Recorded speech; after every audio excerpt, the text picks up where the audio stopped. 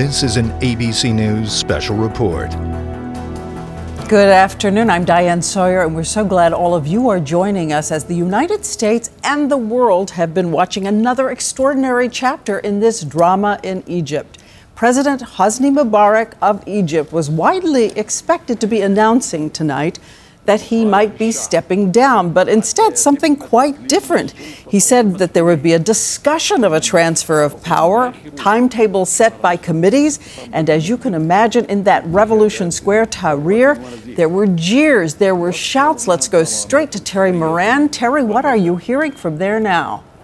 I am hearing an angry crowd right behind us. About halfway through the Mubarak speech, when those tens of thousands, hundreds of thousands of people realized that he was not resigning, they started the chant that you hear most frequently, air hall, air hall. They say, leave, leave. But he told them he's not going anywhere.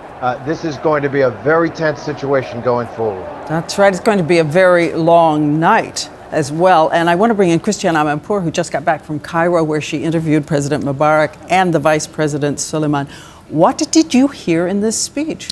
Much of what he said to me when I met him, particularly that he was going to stay in order to have the Constitution amended. This has now become the government mantra, that I cannot leave, A, because of chaos, but B, because if you want the reforms, I have to be here to do it. I'm going to continue my presidential term.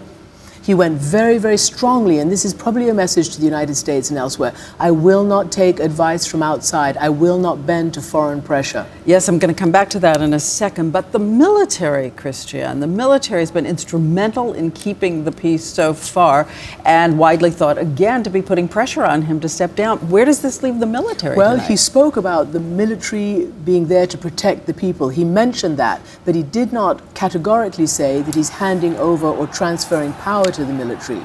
As we look at this square, I want to bring in Jake Tapper at the White House because so many people in Washington also thought he would be announcing that he was stepping down, at least give a date. And Jake, as Christiane said several times, he said, I will not give in to foreign pressure.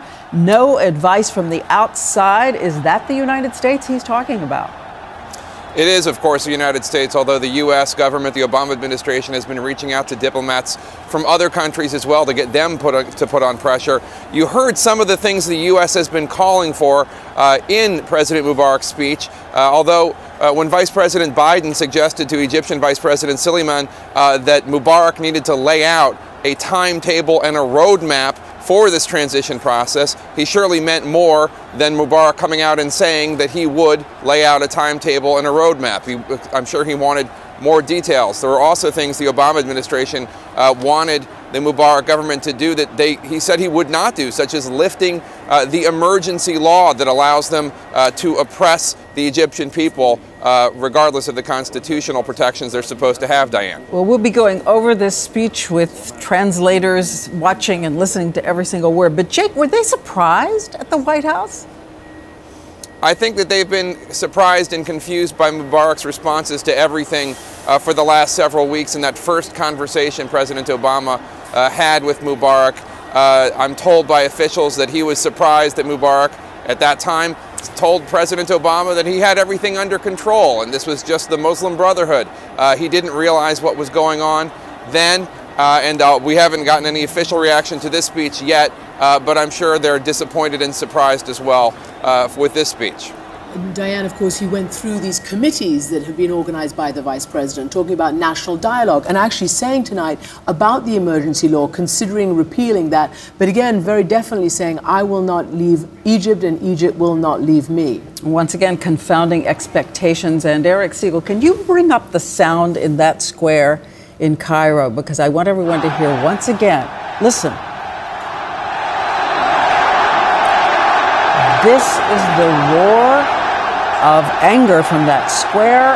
They are shouting Irhal, Irhal, which is leave, leave. And we will be watching this throughout the afternoon, throughout the evening, and you can get the latest always right here on ABC News. And I'll see you very shortly on World News. Until then, good afternoon. This has been a special report from ABC News.